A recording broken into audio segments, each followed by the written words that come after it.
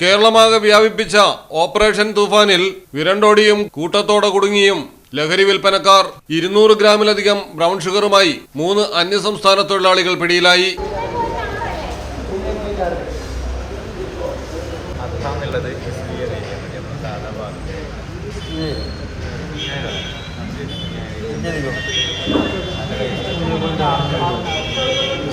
മലപ്പുറം ജില്ലയിൽ വളാഞ്ചേരി കൊട്ടാരത്തിന് സമീപം നടത്തിയ പരിശോധനയിലാണ് അസം സ്വദേശികളായ 32 വയസ്സുള്ള സദാം ഹുസൈൻ, റാഷിദുൽ ഇസ്ലാം, 31 വയസ്സുള്ള ഇസാസുൽ ഹക്ക് എന്നിവർ കസ്റ്റഡിയിലായത്.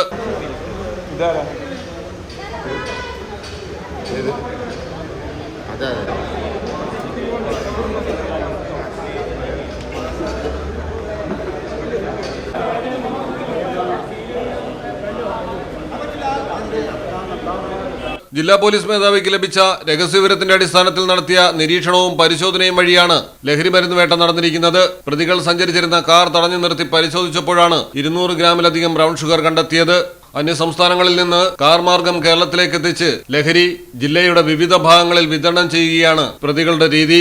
ലക്ഷക്കണക്കിന് രൂപ വില വരും പിടിച്ചെടുത്ത ബ്രൗൺ ഷുഗറിന്. വളാഞ്ചേരി സ്റ്റേഷനിലെത്തിച്ച് പ്രതികളെ വിശദമായി ചോദ്യം ചെയ്യുന്നു. ലഹരിയുടെ ഉറവിടം കണ്ടെത്താനും ഉപഭോക്താക്കളെ അടക്കം പിടികൂടാനുമാണ് നീക്കം.